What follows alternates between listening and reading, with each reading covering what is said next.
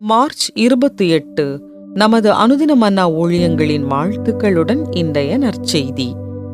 தேவனுடைய தற்போதைய மற்றும் நிரந்தர பிரசன்னம்.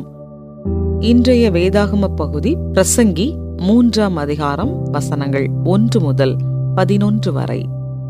ஒவ்வொன்றிற்கும் ஒவ்வொரு காலம் உண்டு.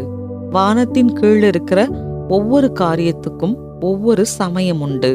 பிறக்க ஒரு காலம் உண்டு, இறக்க ஒரு காலம் உண்டு. நட ஒரு காலம் உண்டு, நட்டதை பிடுங்க ஒரு காலம் உண்டு. கொல்ல ஒரு காலம் உண்டு, குணமாக்க ஒரு காலம் உண்டு. இடிக்க ஒரு காலம் உண்டு, கட்ட ஒரு காலம் உண்டு. அழ ஒரு காலம் உண்டு, நகைக்க ஒரு காலம் உண்டு. புலம்ப ஒரு காலம் உண்டு, நடனம் பண்ண ஒரு காலம் உண்டு. கற்களை எரிந்து விட ஒரு காலம் உண்டு, கற்களை சேர்க்க ஒரு காலம் உண்டு. தழுவ ஒரு காலம் உண்டு, தழுவாமல் இருக்க ஒரு காலம் உண்டு. தேட ஒரு காலம் உண்டு, இழக்க ஒரு காலம் உண்டு. காப்பாற்ற ஒரு காலம் உண்டு, எறிந்து விட ஒரு காலம் உண்டு. பிழிக்க ஒரு காலம் உண்டு, தைக்க ஒரு காலம் உண்டு. மௌனமாயிருக்க ஒரு காலம் உண்டு, பேச ஒரு காலம் உண்டு. சிநேகிக்க ஒரு காலம் உண்டு, பகைக்க ஒரு காலம் உண்டு.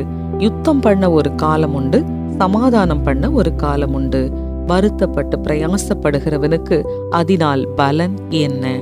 மனுபுத்திரர் பாடுபடும்படி தேவன் அவர்களுக்கு நியமித்த தொல்லையை கண்டேன்.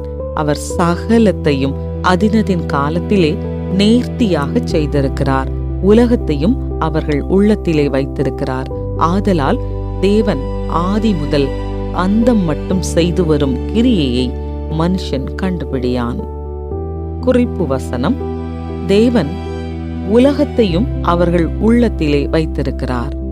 பிரசங்கி 3:11.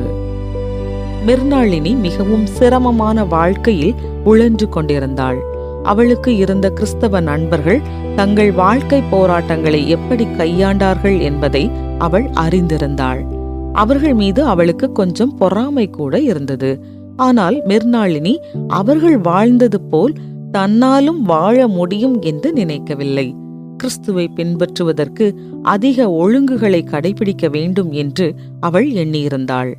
இறுதியில் ஒரு கல்லூரி மாணவி, இரட்சகர் இயேசு அவளுடைய வாழ்க்கையை பாழாக்குகிற தேவன் அல்ல, மாறாக வாழ்க்கையின் கடினமான தருணங்களில் அவர் நம்மோடு இருந்து உதவி செய்கிற தேவன் என்று அவளுக்கு உணர்த்தினாள்.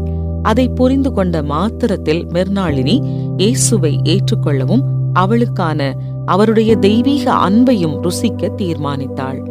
சாலமோன் ராஜாவும் மிர்னாளினிக்கு இதே போன்ற அறிவுரைகளை வழங்கியிருக்கலாம். இந்த உலகத்திற்கு அதன் பாடுகள் உண்டு என்பதை அவர் ஒப்புக்கொள்கிறார். ஒவ்வொன்றிற்கும் ஒவ்வொரு காலம் உண்டு என்றும், புலம்ப ஒரு காலம் உண்டு, நடனம் பண்ண ஒரு காலம் உண்டு என்றும் பிரசங்கி சொல்லுகிறார். அது மட்டுமல்ல, இன்னும் அநேகம் இருக்கிறது. தேவன் உலகத்தையும் அவர்கள் உள்ளத்திலே வைத்திருக்கிறார். உலகம் என்றால் தேவனுக்கு முன்பாக நாம் வாழும் வாழ்க்கையை குறிக்கிறது.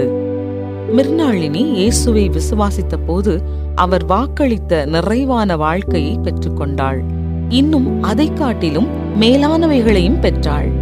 விசுவாசத்தின் மூலம் அவளுடைய இருதயத்தில் இருக்கும் நித்தியமானது பிரச்சனை இல்லாத எதிர்காலத்தையும் நித்தியமான தேவனுடைய பிரசன்னத்தையும் அடையாளப்படுத்துகிறது. இயேசு வழங்கும் நிறைவான வாழ்க்கையை நீங்கள் எப்படி அனுபவித்தீர்கள்? உங்கள் வாழ்க்கையில் நீங்கள் அவருக்கு எந்தெந்த விஷயங்களில் நன்றி செலுத்துவீர்கள்? அன்புள்ள இயேசுவே, சாலமோன் சொன்னது சரிதான். வாழ்க்கை ஒரு கடினமான பாதை. இந்த வாழ்க்கையை மதிப்புமிக்கதாகவும் முயற்சித்தால் மேன்மையானதாய் மாற்றிக்கொள்ளும் வகையிலும் வடிவமைத்ததற்காய் நன்றி. மேலும் எதிர்வர காத்திருக்கும் நித்திய மகிழ்ச்சிகளுக்காகவும் நன்றி.